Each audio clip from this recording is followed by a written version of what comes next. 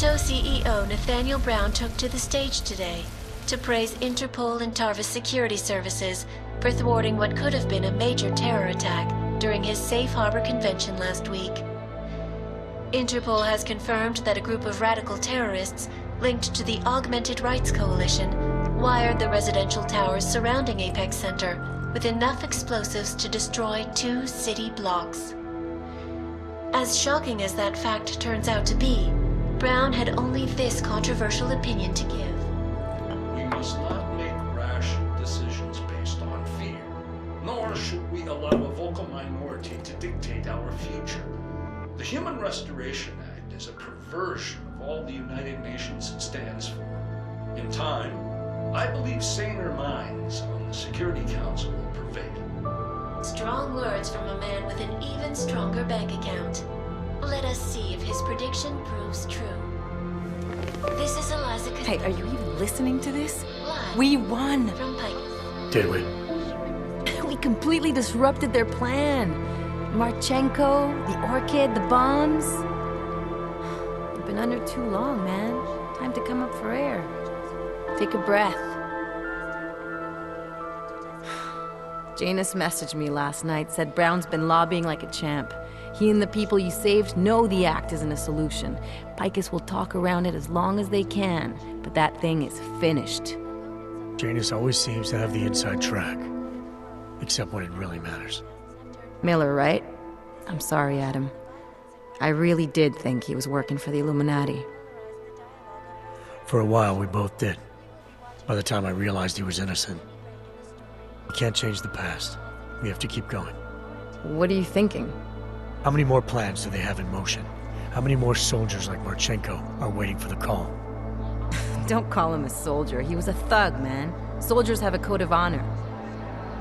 Soldiers follow orders, too. He was prepared to obey his, no matter the consequences. Sounds like you're sorry he's dead. He made his choice, I made mine. Regardless, we want the men behind him, behind the Human Restoration Act, the ones still out there in the shadows. It's time for me to start pulling them into the light. Well, now we got names. Manderley and Page. The collective won't stop until we bring these guys down. Yeah? Well, there's one more name I want to put a face to. Janus. So that's what you've been chewing on. Look, I'll try, Adam, but I already told you he doesn't like meetings that aren't on his terms. Then give him a choice. Either he sets up a meeting, face to face, or I find him myself. I think it's high time we met the man behind the mask, Alex. Don't you? Criminals may have achieved the impossible in Prague last week. A break-in at the most secure data archiving facility in the world. According to rumors circulating the internet, forensic computer experts were invited to examine the Palisade Property Bank's lava wall defenses after one of its account holders reported an unusual data retrieval delay. No word yet on which account holder filed the report, or what information, if any, was accessed. Palisade Bank Corporation owners released a statement earlier this evening, claiming that any rumors of a break-in at our highly secured facility are just that, rumors. Between you and me, folks, I think they doth protest too much.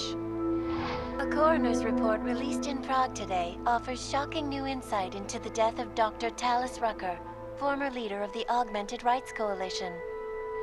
Apparently, the primary cause of the doctor's death was the exceedingly high level of alcohol found in his system.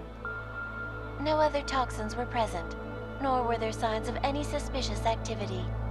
Sources close to Rucker tell me he had been struggling with alcoholism ever since becoming a public figure.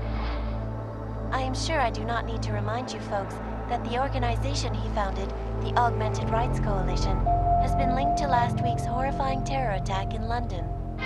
It seems not so long ago that Dr. Talis Rucker was on this very program, trying to convince all of us that his Augmented Rights Coalition was a non-violent organization.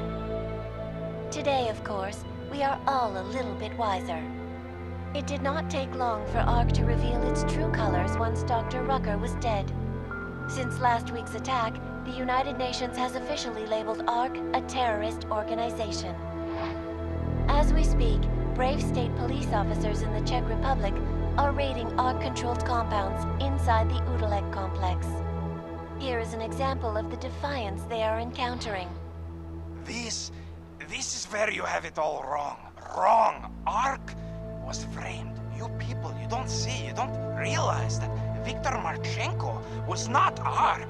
He was trying to kill ARC, kill the cause. But he has failed. We are strong, we are innocent, and we will not be used as pawns by rich, scared men who want to make us less than human.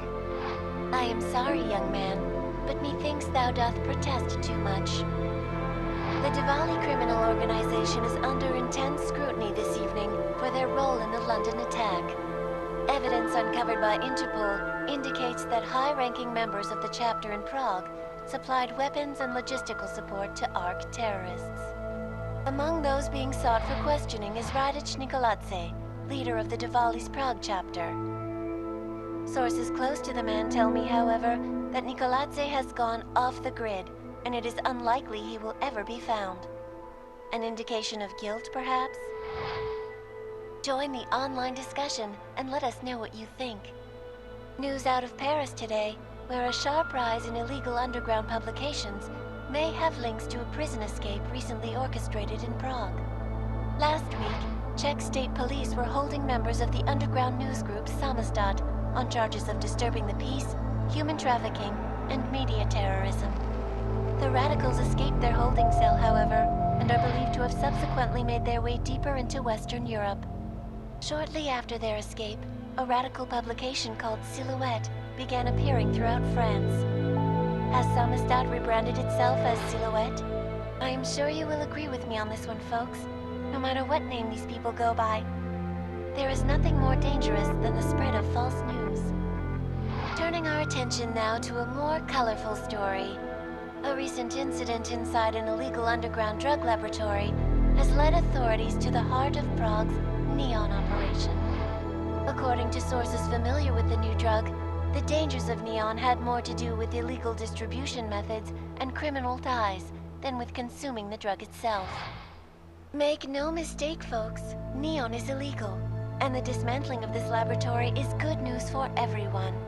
However, some government officials have hinted to me that the drug may have therapeutic benefits, and if so, a government-approved version of Neon could be made available to the public eventually. Further testing will be required, of course, so only time will tell.